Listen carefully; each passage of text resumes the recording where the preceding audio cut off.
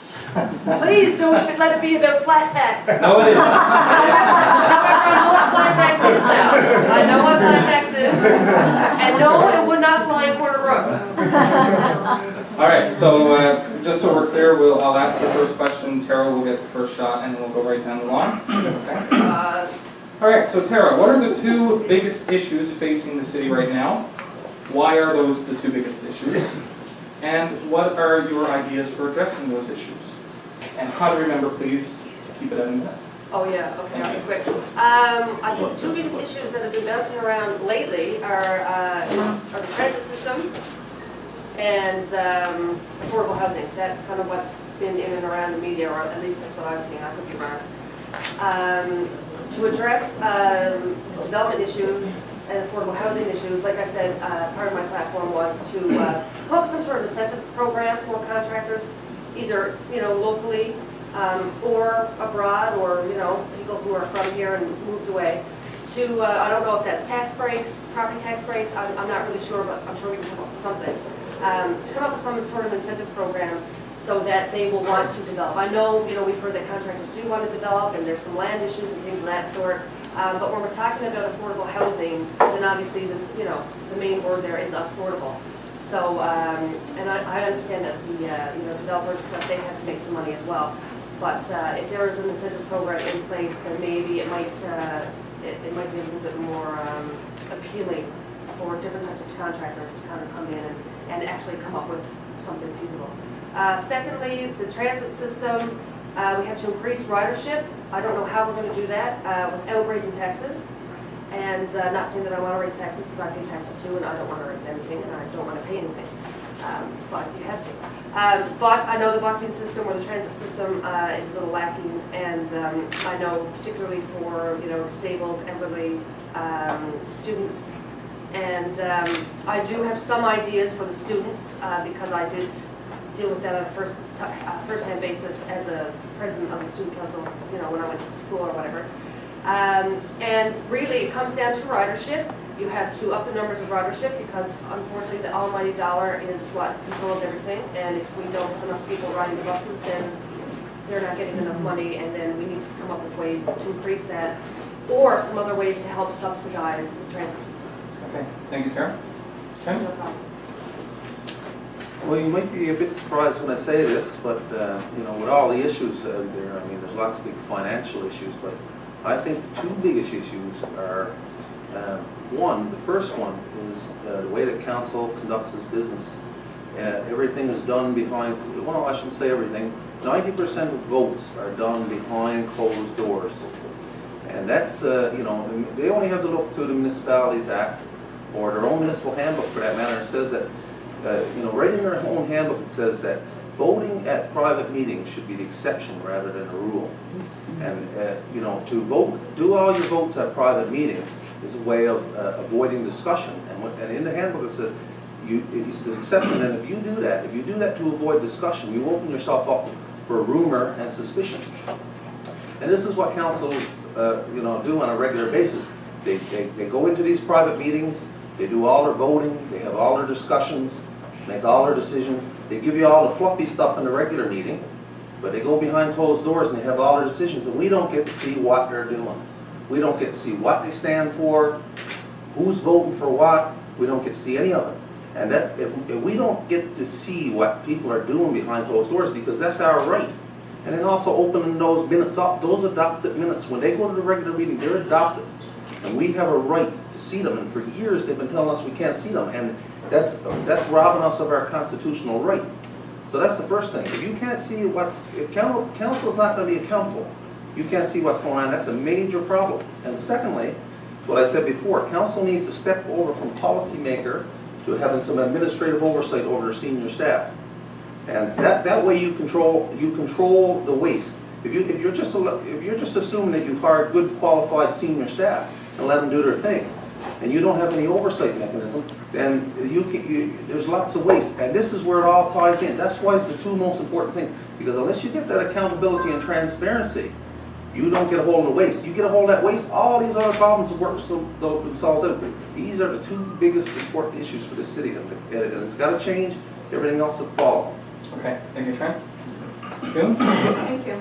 And I know that the issues that we discuss here and whatever we identify are certainly of all great concern. It's difficult to identify too.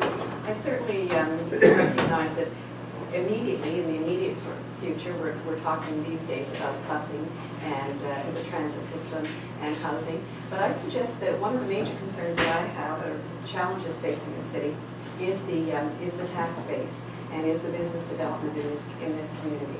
A statistic that I shared on Monday evening that I don't think people really perhaps grasp the significance of is the fact that in 2010 there were only 14 new business startups in this community. 14. Now let's assume, and they would be many of those would be small businesses.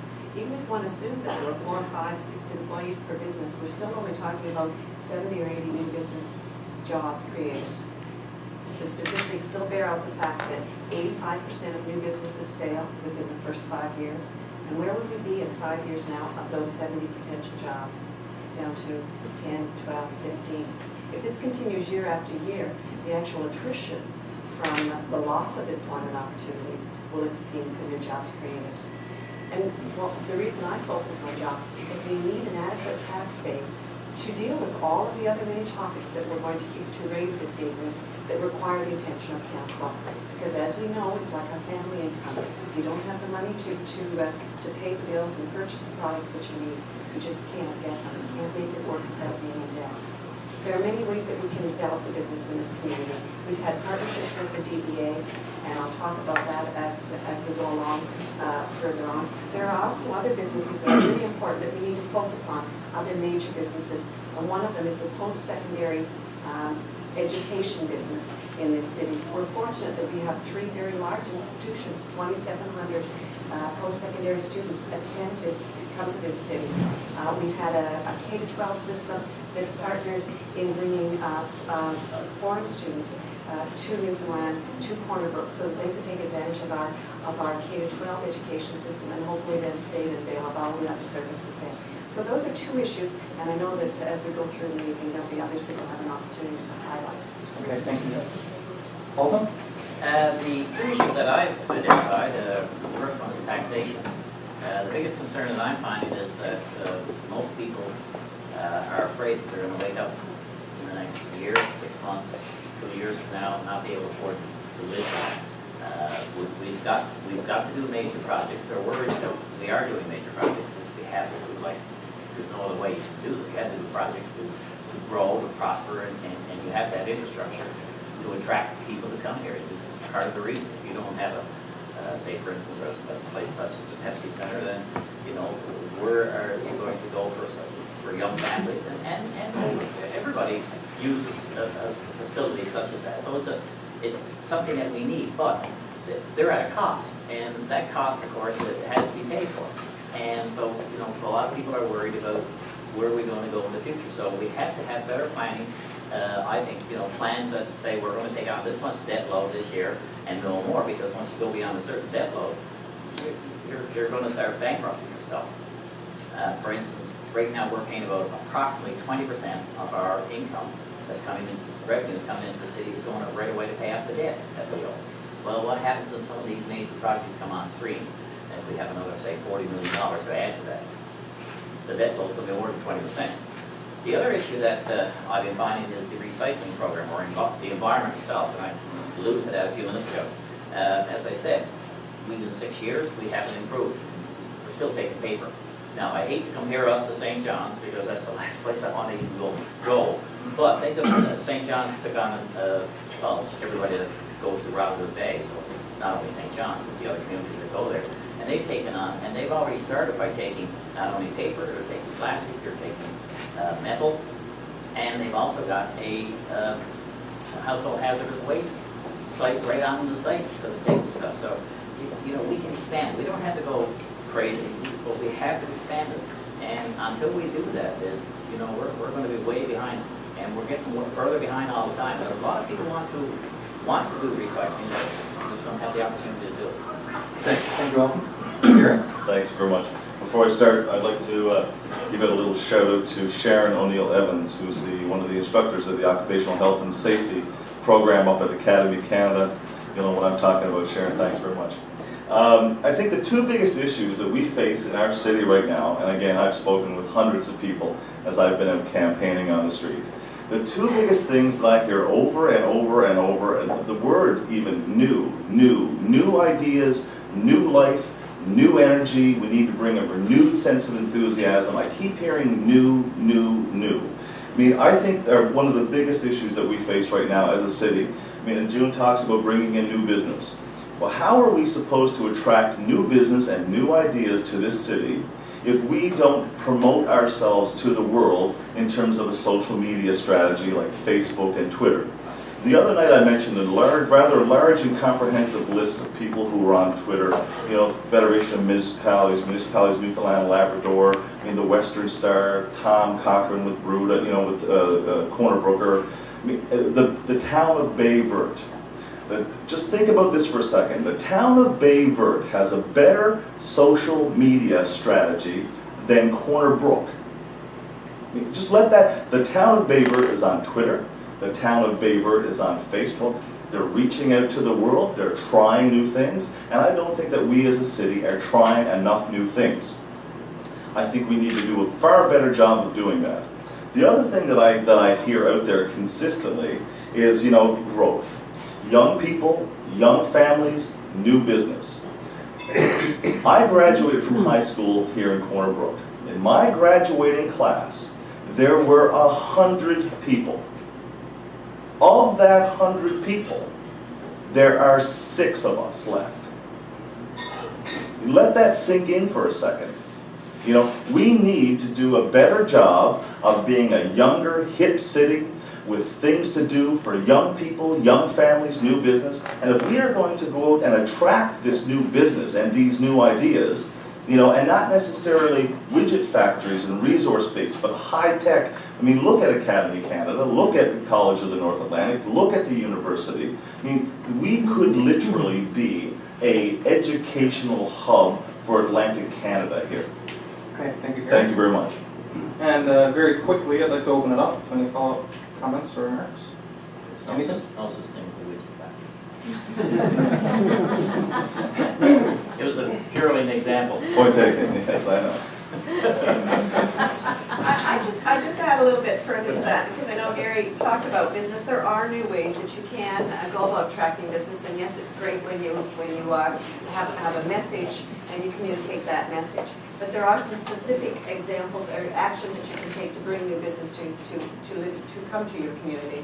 First of all, having the infrastructure here that we have is a great asset. Having the Pepsi Center, having the hiking trails, the walking trails, improving our roads and services. So as we work towards those goals, we are making our community better. It's important that we have the schools and the services that will make people want to live here. But there are other ways that we attract business as well. And we need to look at how we can bring those businesses and have them relocated in this community and take advantage then of the services that we do have, because we have an educated workforce here and we have an environment that is conducive to business. Okay, thank you, June. Anyone else? I would just add that how can these businesses even find us? Really? I mean, that's great in theory, June, and I agree with you 100%. That we have to bring these, but how, if people are even interested in coming here, how do they even find us online? I think we want to find them, Gary. I think we need to go out and do the research to help find them, and also make it I'm glad you available agree with my point that, over and over that they again, can that we come. need to go and attract new business. I really am, June. I'm glad to hear that. Gary, you done? I'm sorry for interrupting. I get a little bit passionate about the need to go out, and I mean, this is my major campaign platform, that we need to go out and attract new business. You know, I'm very sorry if I cut you off, June, but we need to do a much better job of going out and attracting that new business and aggressively. I mean, my sign metaphor, you know, we need to stand up with our sign and say, come take a look at us. All right, thank you. Anyone else? Number 3? Well, I think we need to try to take care of people that are here too, and try to keep them from not leaving. Maybe we see a lot of people leaving now, you know, and it's got to do with a lot of the things that are going on here, you know, poor system, low housing, 0.4% vacancy rate. You know, it's okay to go out and get that stuff, and that's important, but you know, you got to make sure that your house is in order too. You know, people when people come here, they want to know that there's that there's good roads and good transit and these kind of things, you know? That's that other component, you gotta be able to keep who you got here.